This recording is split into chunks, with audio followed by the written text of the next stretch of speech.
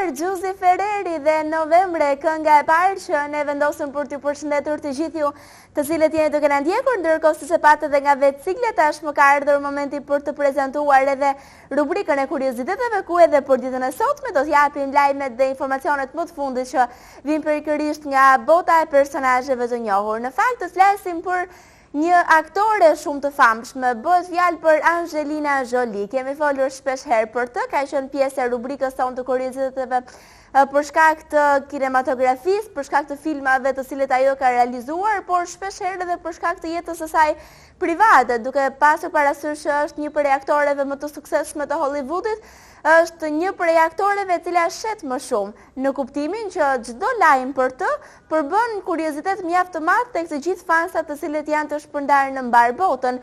Për këtë arsye, shpeshherë kanë ardhur shumë informacione, ndonjëherë edhe pak të çuditshme, por duke se edhe vetë jeta e saj ka qenë e tillë.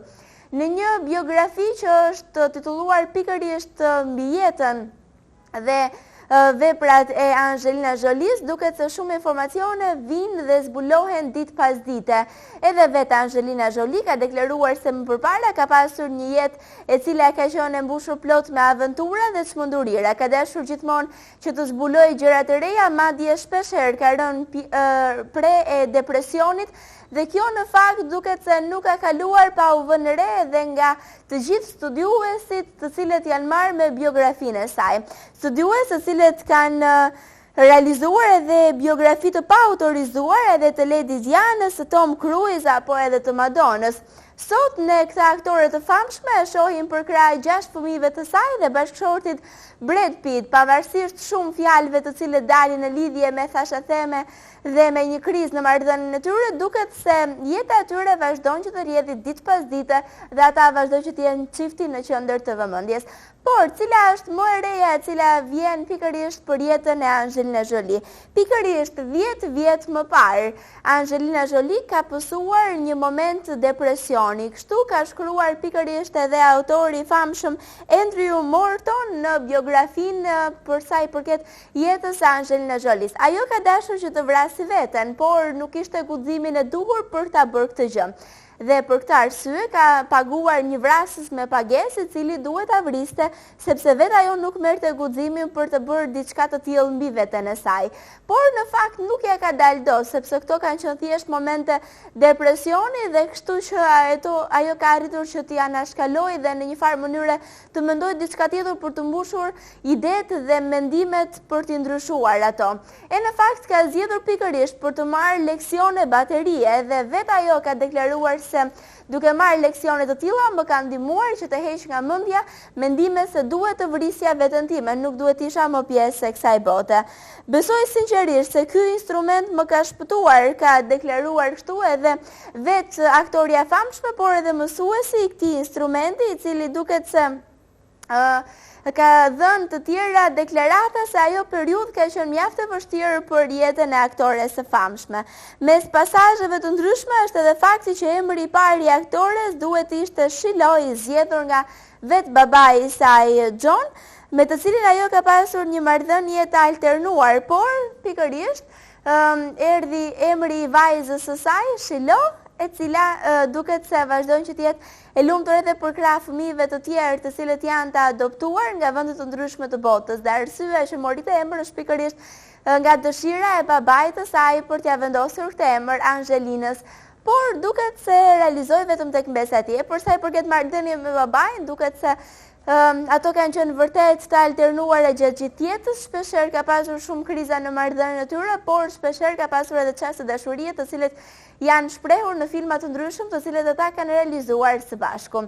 Ky është informacioni më i fundit që vjen për jetën e Angelina Jolie, se në fakt do ndalemi sërish tek momente depresive që kanë kaluar edhe të tjerë emra mjaft të njohur të botës së ekranit. Do të flasim për vajzën e talentuar dhe aktoren e famshme të disa filmave të adoleshentëve, bëhet fjalë për Lindsay Lohan. E në fakt kemi folur shpeshherë në rubrikën e kuriozitetit për të, dhe duke se dhe kësaj radhe ajo është bërë pjesë e gazetave mjaft të njohura dhe shtypit amerikan, sepse do të futet në një qendër rehabilitimi. Do t'i duhen më shumë se 90 ditë për të shkuar në këtë qendër dhe për të marrë pajisjet e duhura të cilët vendosen në trup dhe ndihmojnë që ti të mos biesh prej alkoolit. E kemi parë shpeshherë në fakt aktore të cilët ka dalë në evente të ndryshme me aparatin të këmbë asaj e cila maste dhe në fakt nuk lejonte që trupi i saj të kërkonte alkool. Është një seksion që spitali duhet të trajtojë njerëzit të cilët janë të famshëm në mënyrë më të kujdesshme të mundshme. Doktorët e saj janë duke parë mjekimet që po merr dhe nëse ka nevojë doza atëherë duhet të reduktohet. Në këtë qendër janë trajtuar edhe shumë emra mjaft të njohur të botës së muzikës apo të kinematografisë, siç janë Britney Spears në vitin 2008, pas krizave të nervave që ajo pati. Prandaj mendojmë se është një prej qendrave më të mira profesionale që do të ndihmojë edhe aktoren e famshme për të rikthyer në gjendjen e saj. Që Lindsay të shërohet sa më mirë, duhet të ketë një të ardhmë të ndritur dhe duhet të ketë shumë punë dhe duhet të rrethohet nga një familje e cila duhet ta mbush jetën e saj plot me dashuri. E në fakt këto kanë qenë disa prej deklaratave të prindërve të saj, të cilët duket se po mendojnë seriozisht për të ardhmen e bijes së tyre. Këto kanë qenë disa prej informacioneve që ne përgatitëm për të dhënë në këtë pjesë të parë të kurioziteteve, ndërkaq do të ndalemi për të prezantuar një këngë përshëndetëse, që është interpretuar nga Shakira për të sjellë tek ju më tepër ritëm dhe atmosferë. Vazhdoni të qëndroni në shoqërinë tonë, rikthehemi pas pak në studio. Esta canción la escribí como homenaje a mi compatriota Gabriel García Márquez para una película de su libro El amor en los tiempos del cólera. Y hoy quiero dedicársela a una mujer que es el rostro de la valentía y la templanza de mi pueblo colombiano, a Ingrid Betancourt. Esta noche, Ingrid, esta canción es para ti y para todos aquellos que tienen un sueño de libertad.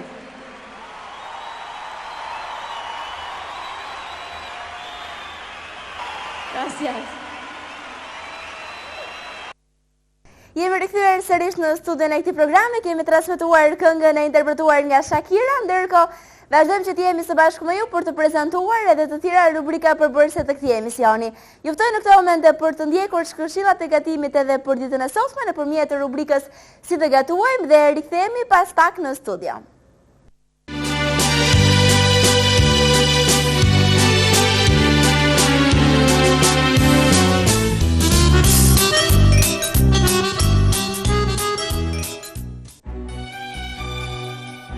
Për sot do të gatojmë një eskalop të qastit, se eskalop janë të shumë llojshëm, po ne përdorim më të qastit. Marrim 200 gram fileto, marrim 2 thelpi hudra, një kokër domate, gjysmë kile patate, pak miell, majdanos, thon prap, kemi rigon dhe gjithë dafine. Dhe këtë fillojnë gatimin. Dhe gjysmë gotë verë. Ky gatim është për 2 persona. Ta fillojnë përgatitjen. Marrim biftekun, e bëjmë pak me krip dhe e kalojmë në miell. Shumë pak miell, që të mos marri shumë. Natyrisht për mua kuptohet. Kështu vazhdoj me fjalë. Mbarova mësuesi më hodhën skrapar, nuk vajta me dëshirën time, jo se pa vendin e kishta caktuar, që në Kapinov të Egër, kështu quaj, 4 orë në kam larg Çoravadës. Dhe 20 vjet kam punuar në fabrikën e llambave. E nisa nga hiçi. Pastaj mora të gjitha ato kategoritë. Isha një teknolog. Me kohë bëra gjatë 20 vjet kuptova, u bëra një autoritet në fushën e prodhimit të llambës. Duke njohur mirë edhe gjuhën ruse. Përktheva gjithë literaturën që lidhe me këtë gjë, gjitha faktorët që ndikonin jetën e llambës. Isha një autoritet në këtë fushë, pavarësisht se nuk isha inxhinier, inxhinier e këto të tjera. Kjo punë vazhdoi deri në vitin 1990. Si dëshira për të marrë me politikë? Mbase pikërisht arsyet dhe problemet që keni pasur në familjen tuaj, mbase ju shtyn më tepër për të qenë pjesë e fushës së politikës? E vërteta është që Imat ka qenë partizan dhe kishte 5 lidhje shoqërore me njerëzit që drejtonin vendin. Dhe nuk kam qenë ndër ata që janë shtypur me këmbë, si kanë qenë mirë edhe mirë të tjerë. 3 veta në familje unë kemi mbaruar shkollën e lartë, pra nuk kemi qenë ajo shtres që me gjithmonë i kemi vujt të merret. Shtypja ndaj nesh ka qenë pak më e butë. Sigurisht, motivi parë ishte ajo që duke rrjedhur në një familje e luftuar me të burgosur, me të pranësuar e tjerë, pjesëmarrja në shëmjen e komunizmit, nuk kishin ndodhur ndryshe. Kam qenë kryetari seksionit Partisë Demokratike në fabrikën e llambave. Kam marrë pjesë aktive në të gjithë aktivitetin politik të asaj kohe, në zgjedhjet e 91-shit, në zgjedhjet e 92-shit, bile i matë moshën 75 vjeçare, kur e kapi vitin 91, ishte pjesëtar në këto komisione, sepse ishte vështirë të gjejë njerëz për komisione. Isha goxha aktiv në këtë. Kam qenë pak kohë kryetar, antar i kryesisë Partisë Demokratike, cilësohesha si punëtor, pak vetë dhe dinin që isha i shkolluar, kjo nuk ishte rëndësi. Kjo deri në vitin 1992, kur Partia Demokratike erdhi në pushtet, më caktuan të isha çuditërisht kryetari i Degës Policisë Financiare të Vlorës. Refuzova sepse mendoja me drejtë që aty duhet drejtonte një ekonomist, ose në rastin më të keq një jurist. Unë isha thjesht. Po vendosë që të ishit pjesë e saj? Po. E pranova, ajde si një detyrim politik dhe partijak që në atë kohë ishte shumë e theksuar. Duke punuar që nga viti 1992 deri në vitin 1995 kur u prish policia financiare. Bindja ime e thellë ka qenë dhe është që shteti bëhet me specialist. Nuk kam qenë, domethënë atë pjesën radikale, dhe nuk jam, asnjë nuk kam qenë këtu. Edhe duke u bazuar të kjo bindje, u mundova të krijoj një ekip dhe arrita të krijoj një ekip ku përveç me të gjithë ishin ekonomistë. Kjo bëri me fjalë që rezultatet nga aftësitë e tyre dhe jo nga ngjyrimet politike. Po, pikërisht kjo ishte. I qëndrova, i rezistova asaj pjesës radikale të Partisë Demokratike që kërkonte me çdo kusht reformë. Parimi im ishte që në rast se do t'ju heq juve, duhet marrë dikë që minimalisht duhet të jetë juve. Dhe atëherë reforma ishte rrap sepse u shëm një sistem. Edhe shumë gjëra ishin të justifikuara. Ju kujtoj që me ligjin 24, një vendim mund të dilje lehtësisht në puna. Nuk e kam bërë këtë gjë, për arsyeën që u thash. Shteti për mua bëhet me specialist. Kjo është një postulat që nuk ka, koha ka vërtetuar dhe gjithmonë e vërteton. Nuk ka nevojë më për vërtetime të tjera. Dhe pikërisht në sajt i kësaj ndodhi që Dega e Policisë Financiare të Vlorës ishte absolutisht më e mira. Bile në ditët 93-94 ne jepnim 1/3 në gjoba dhe sekuestra që jep dhe gjithë Shqipëria. Pra gjithë Shqipëria në krejep dhe 2/3 dhe vetëm Vlora jep dhe 1/3. Ishte pikërisht rezultati i kësaj, i profesionalizmit lartë të vartës vetëmi. Pra në një farë mënyrë duke kthyer politikën në atë misionin që duhet ketë dhe jo thjesht në si çdo gjë tjetër duhet të jetë në shërbim qytetarëve dhe të komunitetit. Është një përgjegjësi më vete të marrit me politikë, është një mision i cili të shërben jo vetëm juve, por njëkohësisht edhe të gjithë komunitetit dhe atyre çfarë ju përfaqësoni. Atëherë më lejoni t'ju them një thënie të Jean-Paul Sartre se si e përkufizon një intelektual. Shkurt ai ka 3 pika, thotë. Një intelektual e para duhet të jetë një specialist i lartë në fushën e tij. E dyta duhet të jetë një njeri që thith ide dhe që gjeneron ide para që prodhon itra. Dhe me treta që është më interesante është që duhet të jetë një antikonformist. Sipas pikpamjes Sartre, ti mund të jesh një shkencëtar i madh i mbyllur në kullën tënde, por në rast se ti nuk merr përsipër detyrime shoqërore, pra të luftosh të keqen, të bëhesh dhënës interese të komunitetit, ti për të nuk je intelektual. Kjo e treta është shumë e rëndësishme, pra antikonformizmi. Si thosh, jo thjesht dëshira, pa jo vetdia natyrshme për të bërë opozit gabimit dhe të keqes. Duhet të talloj një intelektual. E kam lexuar dhe në mënyrë natyrshme, pas forcë më kam bërë mendje sepse më duket shumë e goditur. Sepse shumë në këto gjëra thos Sartre, disa në këto gjëra sidomos antikonformizmi, ishin pjesë e natyrës time. Sa mendoni se kjo është pjesë jo vetëm e natyrës tuaj, por edhe në përgjithësi e politikanëve të tjerë në Shqipëri? Shiko. Unë mendoj që përveç gabimeve që kanë individët, shumë gjëra rrjedhin pikërisht edhe nga stadi i formimit tonë, si kom. Ka disa gjëra që do të quajë niveli qytetari i një populli, mentaliteti qytetari i një populli. Ne jo vetëm kemi qenë dhe vazhdojmë të jemi një masë të madhe një popull fshatar, por 50 vjet e komunizmit e kanë degraduar shumë. Pra, them se na mungon kjo shkallë maturimi dhe pjekurie që do të dojë një cikël natyrshëm për të zhvilluar. Është njësoj si një fëmijë të klasës 6 të japësh përsëritur integralet. Integralet bën në shkollë të lartë. Pra nuk, edhe të shqiptarët. Pra, kanë kaluar 20 vjet dhe kemi shumë probleme. 20 vjet janë shumë në jetën e individi, por në jetën e shoqërisë mendoj se janë shumë pak. Megjithatë po shikosh ne kemi ecur goxha, por duke jetuar këtë ecje, ndoshta nuk arrin ta vlerësojmë. Kjo që nuk e vlerësojmë ka dhe një të mirë, sepse njeriu nuk duhet të kënaqet me atë që ka arritur. Dhe mendoj se është një shtys për zhvillim. Pasi arrin një stat, pasi arrin cak, njeriu duhet ta çmojë dhe ta vlerësojë, po mos të kënaqet, dhe kjo bën që të ecë edhe më tej. Nuk e di se e përgjigje pyetjes tëme. Në një farë mënyrë duhet të mundohemi për të kërkuar më shumë nga vetja dhe pse jo për të vazhduar dhe për të luftuar për të arritur ato pikësynimet dhe ato dëshira që ka shoqëria shqiptare. E në fakt tashmë ju jeni në rolin e nënkryetarit të Partisë Demokratike të Vlorës dhe do të ndalemi tek një tjetër moment. Bëhet fjalë pikërisht për datën 3 shtator që festohet edhe 90 vjetori i fitores në të luftës së Vlorës. E në fakt pyetja që të vjen më njëherë në mendje, pse është harruar lufta e Vlorës? Para duhet ju përgëzoj për atë shprehjen e saktë 90 vjetori i fitores. Se në të gjitha rastet që ka rënë këto muaj fjala quhet 90 vjetori i luftës Vlorës. Festojnë fitoren. Humbjet mund të përkujtohen. Me kolegët që parë kur pimi kafe e bëra këtë vërejtje. Edhe serbët për shembull festojnë humbjen e fushë Kosovës, betejës fushë Kosovës më 1389. Mund ta përkujtosh. Po ndoshta për arsye politike e festojnë. Urime me fjalë ishit shumë saktë në këtë. Ju thash, jam në politik me atë detyrimin qytetar për të bërë më të mirë në mundshme. Nuk jam në punës, jam një biznesmen. Dhe jam nga ata të pakët që mendoj se në këtë stad, pjesë e përgjegjshme e popullsisë shqiptare duhet merret me politikë. Një politikanist qior dikur më tha, partit kuptoi tha sikur janë një shtëpi bosh. Në rast se atje futen njerëz të mirë, burra dhe gra të mira, partit do të jenë të mira. Në rast se do të futen horra, do të jenë parti horrash. Dhe unë tha të sugjeroj që shokëve dhe miqve, u thuaj që të marrin pjesë pranë partitë. Atje ku gjejnë vetëm, të PD-ja, të PS-ja, të Ballit, të Republikane, të Socialdemokratë, nuk ka rëndësi. Partitë janë alternativa konkurruese dhe askush prej tyre nuk ka monopolin e të vërtetës. Me këtë objektiv jam futur dhe po vazhdoj të qëndroj në politikë. Sigurisht jam me të objektivin tjetër që kam bindjen e thellë, e them shumë herë këtë se më jepet rasti, që Partia Demokratike përfaqëson alternativën më të mirë konkurruese në këto 20 vjet.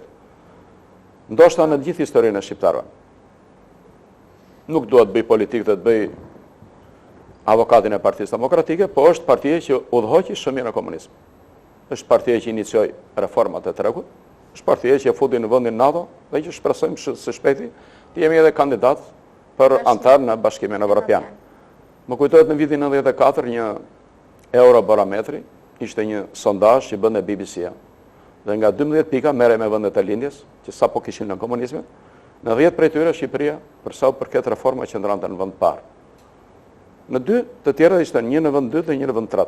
Dhe s'ka asnjë diskutim që në rast se nuk do kishte ndodhur viti i mbrapsht 1997, në sot sikundër Bullgaria dhe Romania do të ishin pjesëtar të Bashkimit Evropian. Të kthehemi tek lufta e Vlorës. Është 90 vjetori i fitores luftës Vlorës, siç e thatë ju saktësisht në datën 3 shtator. Me kolegun tim pse është harruar kjo luftë? Lufta e Vlorës, e thash i parë, është një epope veganësh. Jo vetëm na epika asaj, po sidomos na produkti politik i solli. Dhe pavarësisht se është e tillë, ajo është harruar. Ernest Koliqi, një nga intelektualët më të shquar shqiptar ndër vite, thoshte: Kombi shqiptar të paktën gjatë 500 vjetëve, 600 vjetëve, një 4 kulme të jetës tij. Një është epoka skënderbejane. E dyta është lidhja mbar shqiptare prezente, që ndaj fjalë për fjalë, jo lidhja shqiptare, mbar shqiptare, sepse realisht ata që marrin pjesë filluan që na çamaria e deri në kufirin me Serbin kudo që kishte shqiptar. E treta është shpallja e pavarësisë dhe e katërta është lufta e Vlorës. Studiuesit janë të mendimit që Kongresi i Lushnjës dhe lufta e Vlorës formojnë një binom pandash. Jo rastisht lufta e Vlorës është lënë arrës. Është festuar deri në vitin 1939, kur vendi u pushtua. Pastaj me instalimin e diktaturës komuniste dhe të regjimit komunist u lanë arrest. Ishte natyrshme. Komunistët u munduan të krijonin një fet tjetër. Këtë e shperoi qartësisht Ramiz Alia në vdekjen e Enver Hoxhës, kur tha: Enver Hoxha është burri më i madh i kombit shqiptar. Lufta nacionale çlirimtare është epopeja më e ndritur e kombit shqiptar. Dhe në këtë këndvështrimi, Partia e Punës, në thellë Partia Komuniste, i revizionoi çdo gjë që lidhej me të kaluar. Pra, duhet ngrijë një klasë re, duhet krijojë një fe re, jo vetëm kuptimin e religionit, sepse religioni në 67-68 i mbyllën institucionet kishtare dhe feja vetme ishte ideologjia e Partisë Komunizme. Pra, në këtë kuadër, u lanë arrest edhe lufta e Vlorës, sepse mbi të duhet ishte lufta nacionale çlirimtare, që pa diskutim është një epope e madhe. U lanë personazhe të rëndësishëm të jetës së kombit. Ju e dini shumë mirë si gazetare që pa dërgjet fishta, ju morën eshtra dhe ju hodhën në lumin e Kirit. Sepse një gjeni si fishta, po edhe më i madh kombëtar së bashku me Naim Frashi, se çfarë dëmi mundi sillte popullit dhe kulturës, të dinte vetëm Enver Hoxha. Faik Konica, themeluesi i gjuhës letërore shqipe, u mohua, u lanë arrest. Dhe dënohesha në rast se lexoje librat e tij. Pra, herojnë e vërtet kombit u lanë arrest. Në këtë kuadër është edhe arresta e luftës së Vlorës. Është shumë interesante, për shembull, gjithë jetën time, edhe një miku im pedagog në universitet më thoshte që gjithmonë kam menduar e kam lidhur luftën e Vlorës me Selam Musaj. Për atë ka këngë, ka poezi, mund të kujtohet vjersha shumë e bukur e Agim Sheut përpara bustit Selam Musajt, që u bë dhe këngë dhe u këndua nga këngëtarja më e mirë Vaçezela, busti Selam Musajt, të gjitha ishin të merituar për Selam Musaj. Se kushdo që jep jetën para don, sidomos një luftëtar i madh e shquar, komandanti i CT-s Salaris, i meriton dhe këto gjëra. Dhe sa do të bëjmë për dëshmorët kemi bërë pak, nëse vëmë një tufë me lule tjera ke shumë pak me ata që kanë dhënë jetën e tyre, para ata që kanë dhënë jetën. Por ata që iniciuan dhe drejtuan luftën e Vlorës ishin shumë më tepër se sa luftëtarë. Ata ishin vizionarë të mëdhenj. Dhe e kalonin Selam Musajin jo vetëm nga arsimi, po sidomos nga vizioni i tyre. Ata e dinin çfarë donin për Vlorën dhe për Shqipërinë. Pra, lënia e tyre në arrest lidhej pikërisht me këtë fakt, që duhet të dilte figura e Enver Hoxhës. Në një farë mënyrë, tani që ju po e rikujtoni edhe një herë, më falni. Çfarë dëshironi që të përcjellni? Vetë lufta e Vlorës ka qenë lufta e fundit ku shqiptarët ishin gjithë bashkë. Pa dallime krajine, feje, sidomos pa dallime politike. Se pas saj ndodhi lufta nacionale çlirimtare dhe prej 70 vjetësh, ende sot vazhdojmë të jemi të përçarë. Jo në ato përmasa që kemi qenë, po vazhdojmë që të jemi të përçarë. Lufta e Vlorës sjell vetëm mesazhe pajtimi dhe bashkimi. Dhe është interesant me zotin Kollozi, kolegu im, kryetari i Partisë Demokratike dhe deputeti i qarkut Vlorës, kur e morëm këtë iniciativë, morëm si një iniciativë politike. Për arsye i tham që duam ta zhvarosim, duam ta ribëjmë të ketë atë dimension dhe atë format që ka. Nuk donim një produkt politik, po donim shfrytëzonim qenien e partisë tonë pushtat për të ingranuar struktura shtetërore, për të dhënë kësaj atë dimension dhe madhështinë që i takon.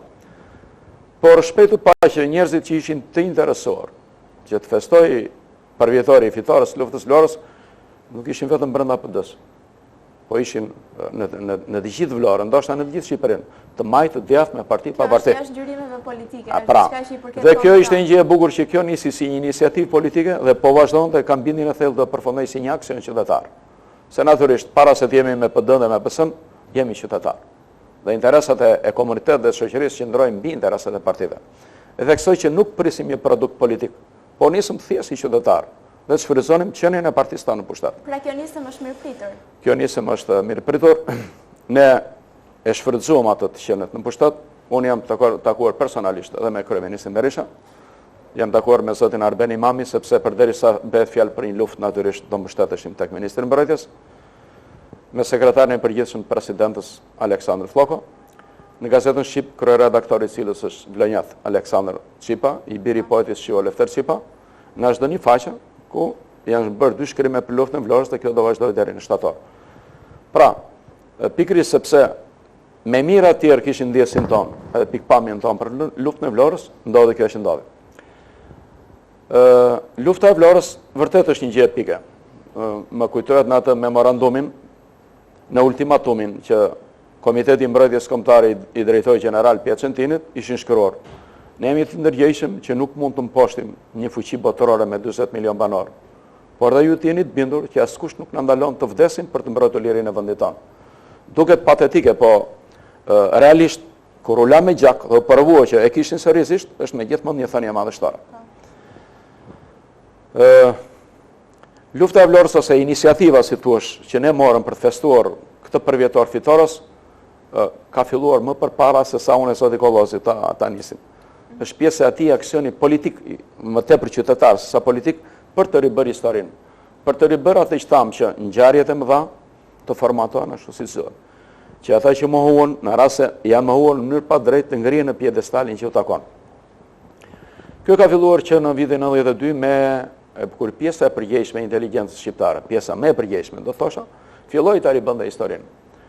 Dhe këtu studiosit vlonjat më vjen mirë do të them që kanë qenë pararoj.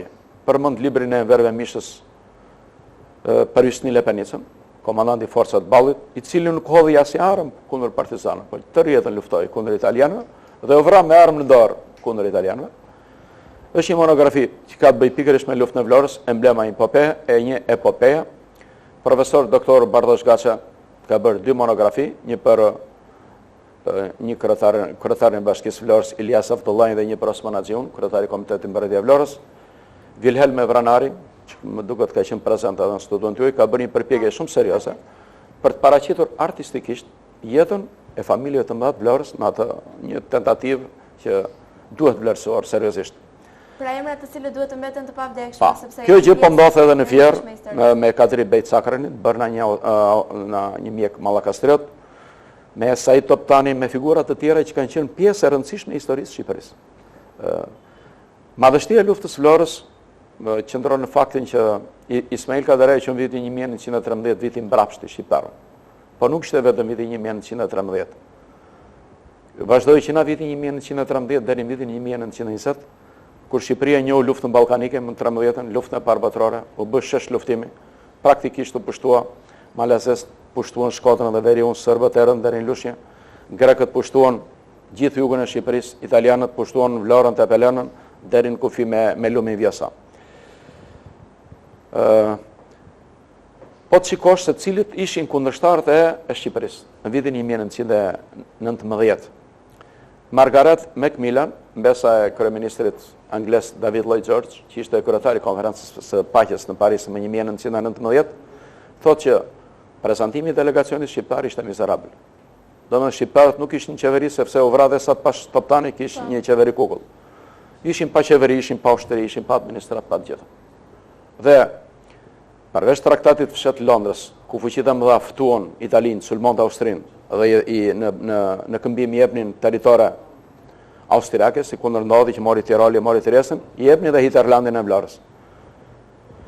Kundërshtarët e Shqipërisë ishin gjithë fuqi fituese të luftës së parë botërore. Italia nuk ishte thjesht një fuqi 40 milionëshe, po ishte fituesja e luftës së parë botërore. Pra vinte me prestigjin dhe autoritetin e një fuqie të madhe dhe fuqie fituese. Serbia ishte ajo që kishte shpërthyer luftën e parë botërore në Sarajevo në 1914. Ishte gjakosur, kishte pësuar humbje të mëdha nga forcat austro-hungareze dhe natyrisht kërkonte revanshin dhe kërkonte pjesën që takonte, pjesën e plaçjes, trofeun e saj të luftës. Greqia ishte gjithashtu fuqi fituese e luftës. Bile Margaret Macmillan, Eleftheris Venizelosin, kryeministin grek, e paraqet si Benjaminin, si figurë më simpatike të konferencës së paqes. Ai ishte i adhuruar nga presidenti Wilson, nga Clemenceau, nga Lloyd George, nga gjithë. Një burr me një sharm të jashtëzakonshëm, një patriot i shquar, që gjithë jetën dhe zotësinë e tij kishte vënë në shërbim të një Greqie të madhe. Megalidesh, pikërisht ideja e tij e madhe për një Greqi të madhe, jo vetëm për Vorë Pirën e Ndjeta. Këta ishin armiqtë e Shqipërisë dhe përballë tyre, pra, të fuqishëm, fitimtar, kishim një Shqipëri që shqiptar duhet të dilnin zot vetes. Atëherë burrat e shquar të kombit ngritën Kongresin e Lushnjës, u mblodhën Kongresin e Lushnjës, përfaqësues në të gjitha vendet, ngritën qeverinë e Sulejman Delvinës.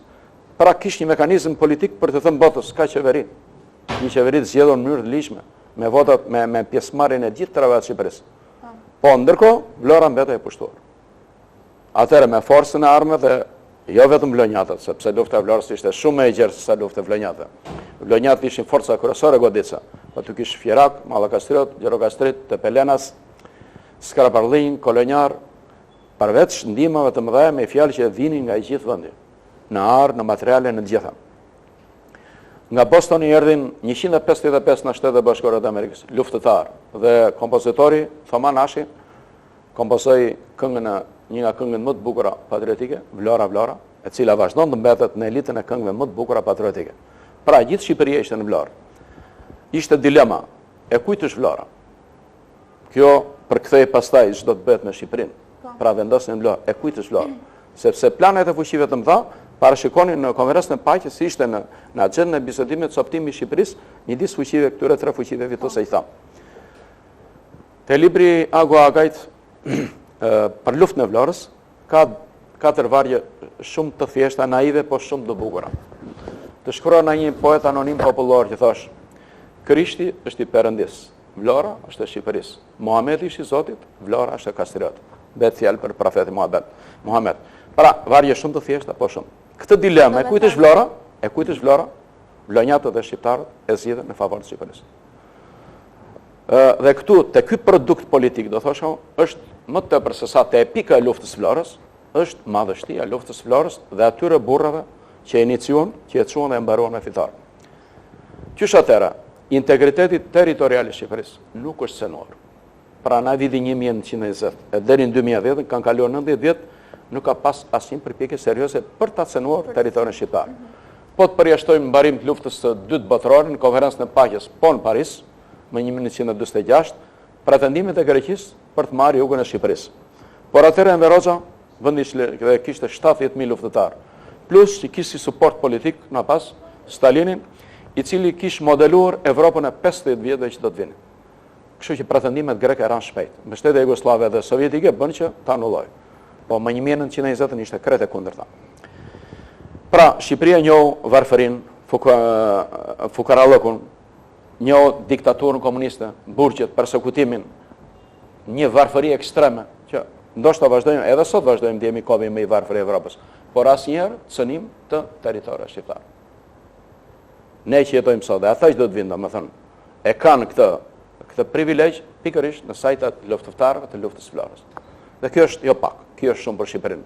Sepse kjo bëri që shoqëria dhe kombi, kjo bëri që shqiptarët, energjitë e tyre, tua kushtoni si do sfidave të tjera që kishte përpara shoqëria shqiptare. Përveç saj, po të kushtohet sot që Kosova ose Lira pas gati 100 vjetësh. Në kohën po flasim dhe aktualisht, separatizmi është shumë i vështirë. Pra ndarja nga trungi mëm është jashtëzakonisht e vështirë.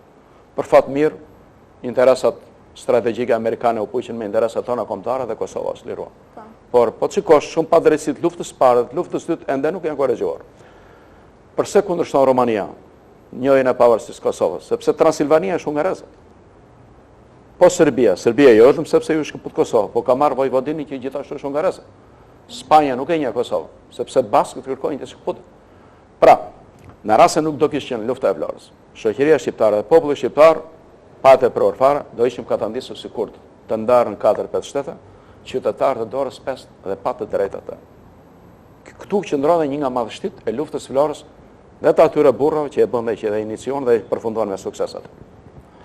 E në fakt, të gjitha këto fjalë të cilet ju në thatë vërtet të bëjnë që të mendosh dhe të reflektosh për atë çfarë ka ndodhur në të shkuarën tonë. Dhe një informacion shumë të detajuar të gjithë rëndësisë dhe madhështisë të luftës së Vlorës. Ishte pikërisht e gjithë kjo ngjarje dhe e gjithë kjo histori të cilën ne duhet ta vlerësojmë në mënyrën më të mirë të mundshme, duke e përkujtuar, duke e festuar pikërisht në 10 vjetorin e fitores së luftës së Vlorës, sepse pikërisht të gjitha këto rëndësi të cilët ju na përmendët në studio janë me vlera të vërteta historike dhe të cilet do të ndikojnë edhe në të ardhmen tonë. E në fakt, pikërisht, duke pasur parasysh të gjithë këtë rëndësi dhe madhështi të kësaj lufte, ju keni vendosur që të organizoni edhe një sër eventesh të ndryshme me rastin e festimit të fitores së luftës së Vlorës, cilët janë disa prej aktiviteteve të cilët ju dëshironi që të festoni pikërisht fitoren e luftës. Do t'ju korrigjoj pak.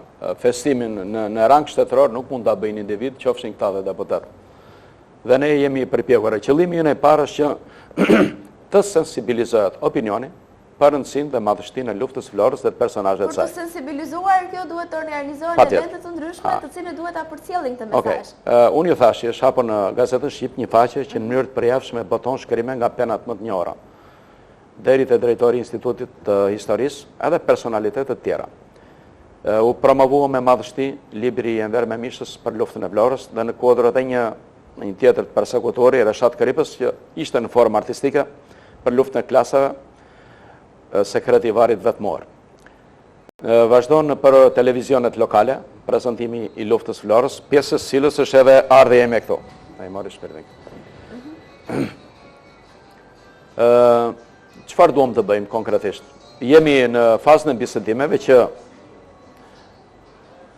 më lejoni të them edhe diçka tjetër që gjithmonë kam pasur mendimin që një kombi civilizuar veç të tjera duhet dallohet nga ajo se si i respekton biteve të shqiptar.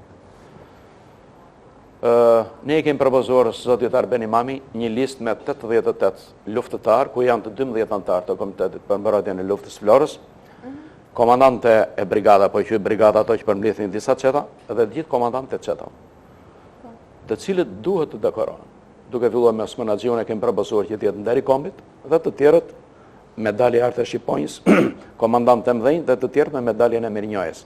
Ky do të ishte një vlerësim minimal para të gjithë madhe që ata kanë bërë për Shqipërinë. Sidoqoftë do të ishte pjesë e saj që thashë kombet e civilizuar duhet të respektojnë bitë e tyre të shquar.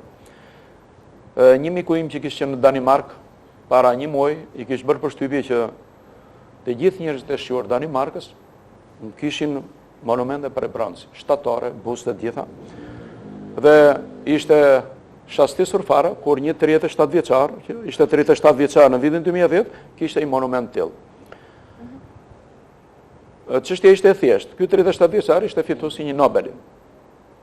Dhe danezët nuk pritën që ky të vdiste, edhe pastaj t'i bënë një përmendore, po si një bir i shqiptar i Danimarkës, që e bëri të njohur, e vlerëson më njëherë. Dhe më tha me mirë kuptim, ne i lëm të vdesim, u anëzim dhe jetën pasi të vdesim, pasi kutojmë pas 90 vjetësh apo për 100 vjetësh për t'i rehabilituar. Ky është një minus i madh i ka të bëjë pikërisht me atë shkallën e civilizimit të një shoqërie. Pra kjo është përpjekje që ne kemi bërë individualisht. Shpresojmë që në bashkëpunim me Këshillin e Qarkut, me prefekturën dhe me rrethin, nuk duhet të festojmë thjesht 3 vjetorin, 3 shtatorin, si 90 vjetor. Po minimalisht duhem një javë të luftës Florës, kështu e kemi quajtur, që të përfshi një 10 ditë, që fillojnë ata 8 deri në 25 gusht, të mbushur me aktivitet, të mbushur me shfaqje televizive. Ne kërkuam që mundësisht të hape një ekspozitë arte figurative me temë nga lufta e Vlorës. Kryeministri Berisha na premtoi sepse i kërkuam është e turpshme, i tham që në varrin e Osmanaxhiut të Ahmet Lepenicës, drejtues ushtarak i operacioneve për luftën e Vlorës, të kollosin lopët dhe gomer. Heronjë të mëdhenj të kombit, që nuk janë varrës dhe dëshmorë, pra të varrosen. Kryeministri na u përgjigj që në vitin 2012, që do të jetë 100 vjetor i shpalljes pavarësisë, dhe qeveria do ta festojë me madhështinë maksimale të mundshme këtë. Një nga projektet që është që ata që janë vrarë para dhon, kanë qenë me yll apo me zgab, kanë qenë qytetar apo fshatar, kanë qenë të pasur apo të varfër, do të varrosen varrezat e dëshmorë. Rekonstruksioni i varrezave, ta dheu do të fillojë nga Vlora. Dhe këtu do të ketë vend edhe për gjithë luftëtarët e luftës së Vlorës. Qëllimi i është tash që 3 shtatorit festohet çdo vit. Në Vlorë festohet çdo vit dhe bëhet shumë mirë festohet. 15 tetori, që është dita e çlirimit të Vlorës, kur fuqitë naziste udhëroqën në Vlorë dhe brigada 12 spritin në Vlorë. E them me shumë sinqeritet, me shumë seriozitet që ne sado të bëjmë për dëshmorët, bëjmë një minimum dhe gjithmonë do të jemi debitor ndaj ata. Po, një epopet madhe si lufta e Vlorës është lënë arrest. Dhe thalesh 20 vjet pa festuar, është gabim. Pra hapi parë që kërkojmë është që të festohet 3 shtatori, si një ditë e madhe, jo vetëm për Vlorën, por për gjithë shqiptarët. Sepse produkti politik i luftës Vlorës ishte mbar kombëtar. Zoti Arben Imami, ministër aktual i mbrojtjes, më tha që duhet të bëjmë një lobing që data 3 shtator, ai e njeh shumë mirë historinë e luftës Vlorës, të jetë një festë kombëtare. Po, që të jetë një festë kombëtare mund të bëhet thjesht me një lobing. E para njerëzit duhet të ndërgjegjësohen. Dhe unë do isha ata duhet të festojnë. Duhet të festojnë, të dalin edhe personazhet, bëjnë këto librat që tham e të tjera, që nëse është e mundur në vitin në 100 vjetorin e luftës Vlorës, 3 shtatorit jetë një festë kombëtare, unë do të isha shumë i kënaqur që do isha i lumtur sigurtari e kjo punë. E në fakt do të ndalemi për pak çaste bisedën tonë, folëm për luftën e Vlorës, për rëndësinë dhe madhështinë e saj. Ndërkaq do të bëhemi gati për të transmetuar një këngë përshëndetje dhe më pas të rikthehemi në pjesën e fundit të bisedës tonë. Qëndroni së bashku me ne. Kemi rikthyer sërish në studion e këtij programi pasi kemi transmetuar këngën e radhës përshëndetje. Në fakt në pjesën e parë të bisedës tonë folëm për luftën e Vlorës, për rëndësinë dhe për madhështinë e saj, duke përcjellë të mesazh për të gjithë të shikuesit të cilët na kanë ndjekur gjatë bisedës të programit tonë fundjavë në Apollon. E në fakt e përmendëm vetëm në pjesën e parë të bisedës edhe pjesëmarrjen tuaj në politikë, por që vitet që kalojnë ju sërish jeni pjesë e saj, keni ngjitur shkallët e karrierës një nga një. Cila është ambicia e radhës në këtë fushë? Realisht nuk kam asnjë ambicie për të bërë karrierë politike. Unë e përmend edhe që parë jam në politikë me detyrim i qytetar për të bërë më të mirën për Partinë Demokratike për qytetarët e Vlorës, brenda atyre mundësive edhe asaj hapësire që krijon politika. S'kam asnjë ambicie as për të bërë të potet as për mos pas një post shtetror. Mbas nga kryetari të shohim kryetar? Ja, nuk e kam moshën, vendi është për të rinjt, nuk e kam këtë ambicie. Kërkova me fjalë kandidoja 10 për kryetar, nuk më erdhi emri. U caktova nën kryetar. Nuk kam ambicie të mëdha për të bërë një karrierë shtetërore me fjalë. Nuk është kjo dëshira ime. Thjesht jam politik. Misioni qytetar dhe shpirtëror për të qenë pjesë e saj. Një miku im i quhen njerëzit si mua specie në zhdukje, po megjithatë ndihem mirë brenda kësaj lëkure që kanë veshur këtu. Unë dua t'i falenderoj vërtet shumë që ishit pjesë e emisionit Fundjavë në Apollon, dhe atë mesazhe vërtet shumë të rëndësishme për të gjithë ata të cilët na kanë ndjekur dhe vërtet kanë kuptuar thelbin e të gjithë historisë që ju na treguat në studio. Ju falenderoj, ju uroj shumë suksese në edhe unë juve për mundësinë që më datë të shpreh ato që shpreh këtu në televizionin tuaj. Faleminderit. Faleminderit. Ndërkohë dua t'i falenderoj edhe ju të dashurinë të cilët qëndruat në shoqërinë e këtij programi, duke ju rikujtuar takimin tonë të ardhshëm sërish nesër në mëngjes. Mirupafshim të gjithëve, kalofshi një ditë të bukur.